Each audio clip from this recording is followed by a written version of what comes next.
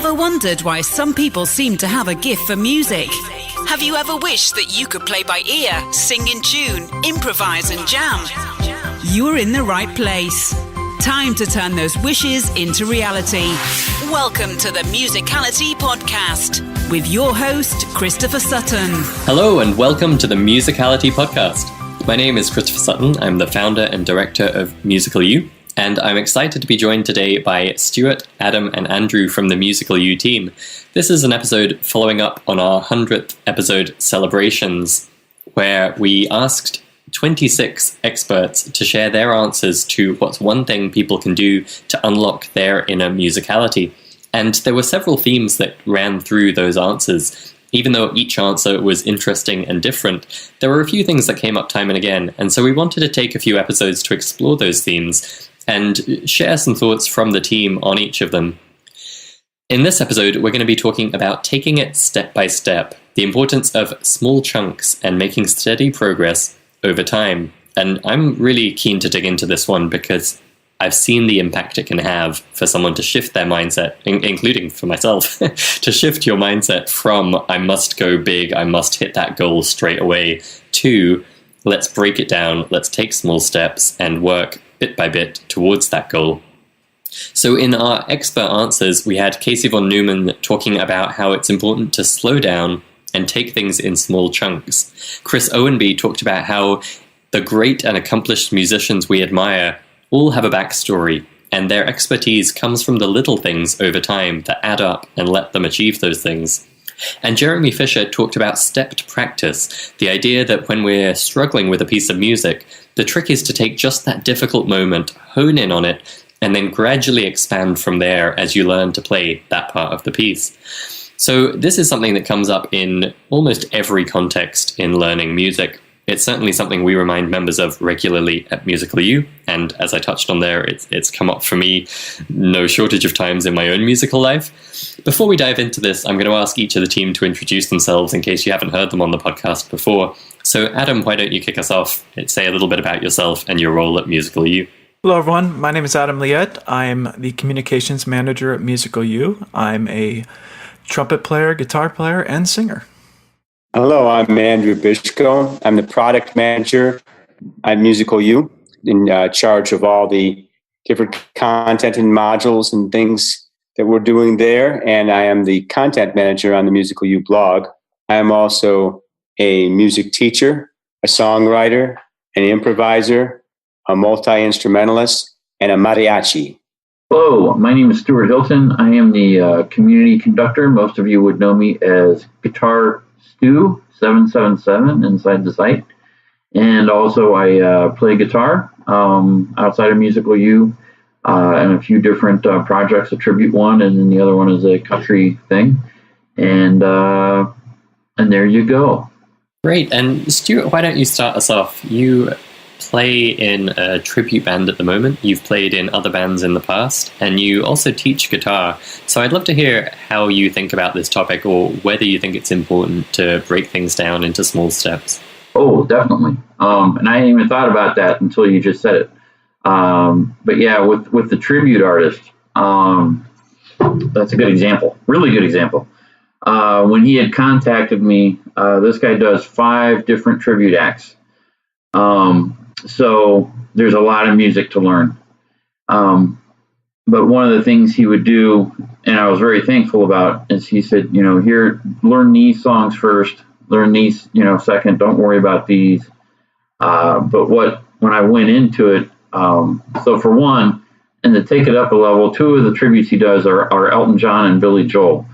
And for any guitar player who's played for piano performers will know that piano guys love to write music much more deeper than just normal guitar stuff. There's more chords, there's more jazz chords, there's more interesting rhythms that happen.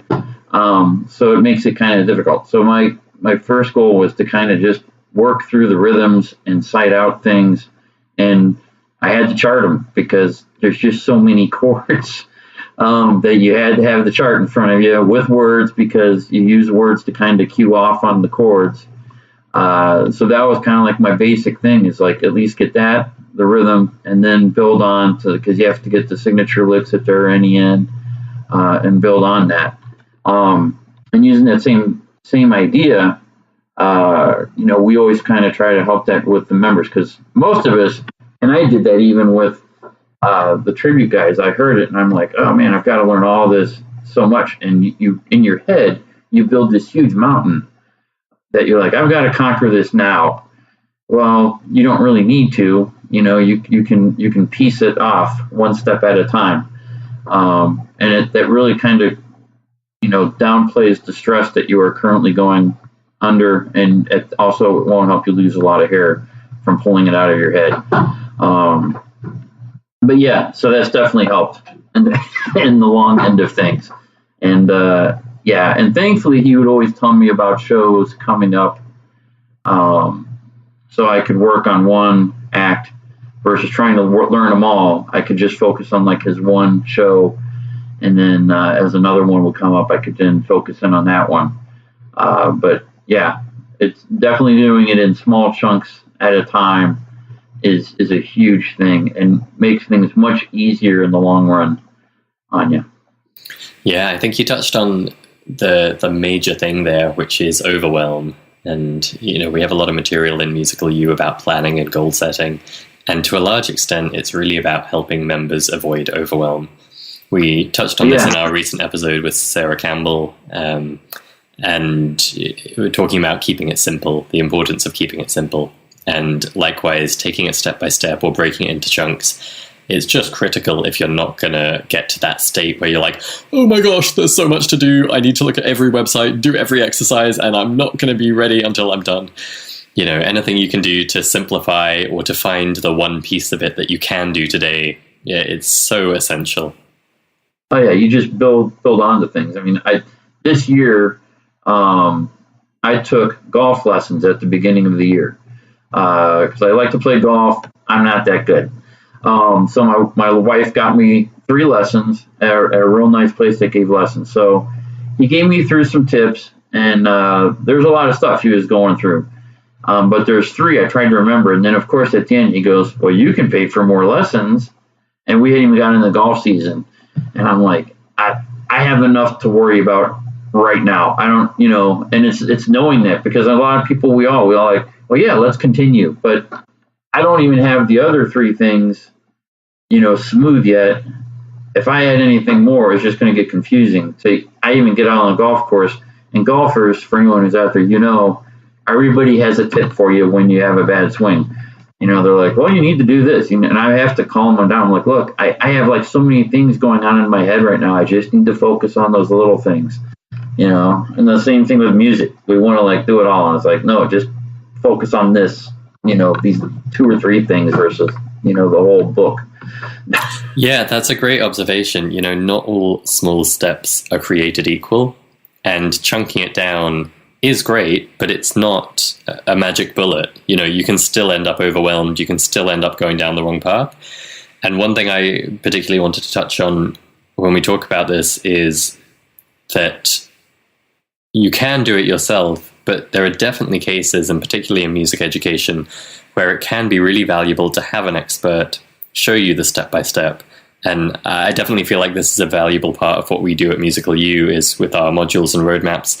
It's not that you can't find that information in other places. Certainly some of what we do is unique, but a lot of it isn't. The value is in a clear, broken down, sensible, step-by-step method for it. And having someone who's gone there before, or ideally someone who's helped other people do what you're trying to do, can save you a lot of time, because chunking it down is not enough. If your chunks are wrong or they're heading in the wrong direction, you're not going to be any further along. And as you point out there, Stuart, you need in yourself and in your teacher to be aware of the pacing of it and the chunk size and when you're ready to move on. And, in that case with the golf, him giving you another tip or 2 or doing another lesson, that would be another small chunk. But that's not the kind of chunk you needed right then. The chunk you needed was, let's go and play 9 holes and see how these tips pan out. Yeah, I think you want to get to attainable goals, So, I always like talking to people about celebrating things, like find a goal, hit it, celebrate it. Then you can move on. For me in golf, I wanted to break 50 for 9 holes. So that's my attainable goal, and I've done it a few times this year, so I can celebrate that. And the same thing with music. It's like, find some quicker attainable things, and when you get there, celebrate it, be joyful about it, and then move on. But that makes it a lot more fun. Absolutely. That is huge for motivation. And I think also it's important in terms of avoiding getting totally stuck. If you just have one big goal in mind, it's so easy to get stuck and not even realize you're stuck. Whereas when you've broken it down more and you're taking small steps forward, you really notice when you stop that momentum, when you hit a sticking point, and you're thinking about it in a level of detail that allows you to see, okay, it's not that I'm rubbish at this topic. It's not that I'm failing at my big goal. It's just that this step is causing me a problem. And again, I can't help but think of it in the context of Musical You and the training we provide, where hopefully, and I think in a lot of cases, when a member gets stuck, it's very easy to say, like, this is why you're stuck, or this is what you're stuck on. And it's even easy for them to self-identify and not just say, oh, I'm rubbish at ear training, or, oh, I can't figure out chords by ear. They come to us and they say, listen, I'm struggling with, distinguishing a perfect fifth from a perfect fourth when they're harmonic. And at that point, it's really easy to help them find a solution because the chunk size was small enough. They saw they got stuck, they knew why they were stuck, and they could look for a solution. And I think that's definitely a huge part of the value of breaking it down into small steps like that. Well, I got to say, you just reminded me of something, and that is with the tribute artist, we have no rehearsals. So there's a term that we use, and I've had to use, especially when I first started with them, and that is, when in doubt, stay out. And there have been moments when I've gotten up, and I don't remember the song, but it was the first time I played with them, and I worked the song out, and I got up, and I hit the first chord, and I'm like, good Lord, a cow just died somewhere. And I was like, what the heck's going on? I'm looking at the guitar, I'm looking at the music, and I'm like, this should be right. So I hit the second chord, still terrible. And at that point, I kind of like moseyed off the stage and then kind of let it go. And he was like, afterwards, he was like, you did the right thing. So then that next week, I got with that song and figured out, I can't remember exactly what had happened, but I may have come in on the wrong beat, or the chords on the sheet weren't lined up with the words, which can create a massive bad moments. But yeah, it helped me out, and that's kind of a good way of going at it. But also not getting negative and beating yourself up if you do have a mistake, and just go, okay, I just need to take it back, figure out what happened, and then go forward. Yeah, and I think that's a great case where I think by the sounds of it, because you had approached this in a step-by-step way, I'm sure you were able to come away from that gig thinking, oh, that one song, something was off. Whereas if you'd psyched yourself up into, this is a job and I need to nail the whole job perfectly, you probably would have come away from that thinking, oh, I'm not good enough at this job. Yep. So Adam, how do you think about this or use it in your own musical life, the idea of taking it step by step? Well, to be honest, I haven't always been the best at it. I think we all have those stories of going to the music store, and for me, it was Dream Theater. I was like, I want to play like John Petrucci from Dream Theater, who, if you're listening to this and you haven't heard John Petrucci yet, go listen to Dream Theater. They're incredible. And then, after a couple weeks, I threw the book away because I couldn't do it. But I like to think of what Forrest Kinney in episode 100 talked about. We need to approach music like a child. And I think about, when you're talking about step-by-step, small chunks, I think about learning the music language, the language of music, which has a lot of similarities to learning another language. I'm bilingual. I know several people on this team are, and probably a lot of our listeners. And when we think about learning a new language, there's a popular cartoon here in the States, Ni Hao Kai Lan. And the kids that watch it are like, I can say Chinese, Ni Hao. Like, that's the only thing they could say in Chinese, but they're like so excited by it. And that's how we first start approaching learning a new language. So the first time I learned how I speak Indonesian, and when the first time I got to say selamat pagi, apa kabar, which is just good morning, how are you? I was like, wow, I can say this, right? And I think sometimes if we just find joy in that little moment, and understand that, great, I can speak this one phrase. That doesn't mean I'm ready to read a translation of Dante, very high level stuff. Like, you're not going to go from a simple major scale to Mozart. There's a lot more along the way. Just like with the language, you have to learn the root words, you have to learn the prefixes, suffixes, the male and female tenses, and proper chord structure and verb. And oh my gosh, it's a long, long process. And we're not learning those little bits like as a means to get to that end point. We're learning the little bits because it's all fun along the way. And we can put things together, and before you know it, we're speaking whole sentences, and then we can tell a story. Yes, we still might be using simple words. We're not using complex words yet, but we're still able to tell a musical story with very simple elements of musicality. And I think that's a great way to really approach learning a language, because if you went to go learn Chinese tomorrow, you wouldn't expect to be able to listen to Chinese radio tomorrow or the day after and be able to understand it. You would understand this can take a long time to learn Chinese. And if we really think about that in our music training, I think we'll find more joy in the little things, and we'll be better well served for it.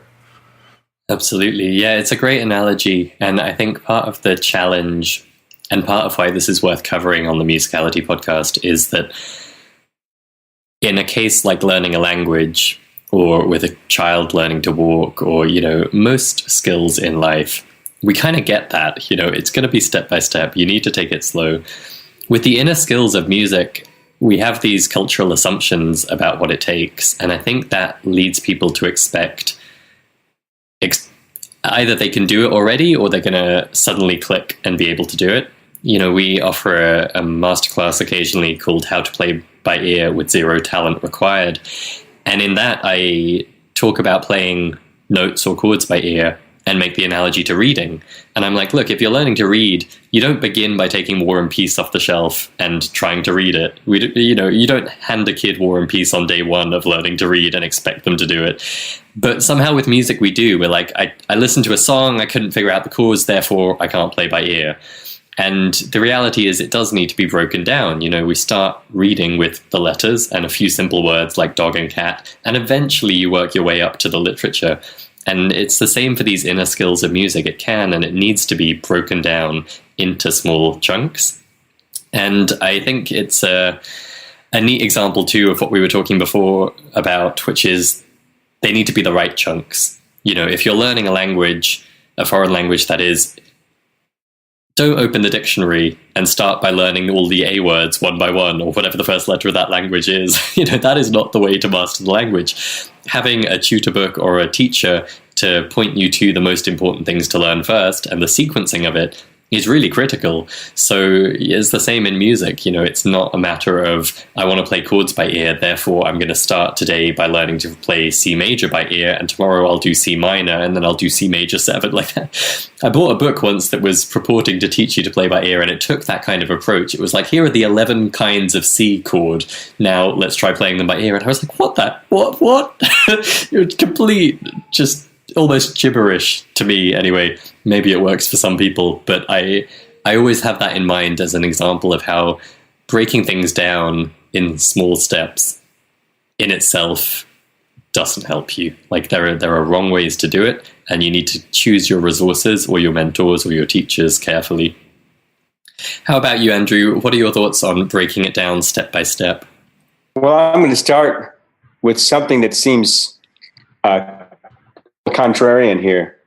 In my teaching, let's say I'm doing a piano lesson, a lot of times the first thing I do is I wave a pencil in the air and I say, this is my magic pencil. And I point it at them and I say, you can now play anything you ever wanted to play on the piano. What is it? And they'll pick a song and I say, okay, let's start learning it now, and they're like, but actually, what's happened? And a lot of times the song is Für Elise by Ludwig van Beethoven. You may have heard it before. And but what we do if you take that song, that person might not be able to read a lick of music or anything like that, or never have played, but we break it down for that particular person. And I've learned how to, break it down in small little steps in a pattern. And gosh, doing that, I've discovered so much about these pieces of music myself. And the student is highly motivated because it's a piece they really want to play. And okay, maybe we're not going to play the whole thing. We're just going to play the first little deedle, deedle, deedle, da, da, da, whatever. But they're really motivated. And we figure out ways to do it that may have nothing to do with the standard piano technique or standard practices or anything like that. Figuring out patterns, figuring out music, singing through, using all these little techniques, these little step by step by step by step. And suddenly the student realizes they can do it.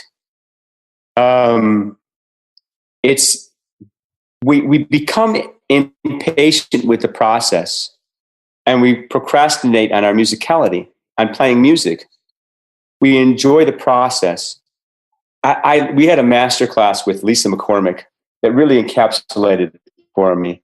She says, note to self, I love this. Why are we doing music? Why are we wasting our time with these ridiculous sounds, when we could be mowing the lawn or something, right, Stu? So it's because we love it. We love it. And learning to love the process, learning to love the little learning steps, like Adam was saying, like appreciating that little step, really loving it, really appreciating it. And, I understood this on a certain level. But I too have pieces of music where I feel like I'm banging my head against the wall, trying to learn a certain part. And I asked about this in Lisa's class. She says, just do it because you love it. And I realized this goes so much deeper. So if I get to this one passage and I can't play it because, there's something going on with my fingers, well, then I have to learn how to reposition my accordion. And maybe I have to do some work on my muscles. I have to take, 2 years of yoga classes in order to play this passage to get my technique up or something, whatever it is. But I love it and I want to do it. I want to make it happen. So it's a voyage of self-discovery.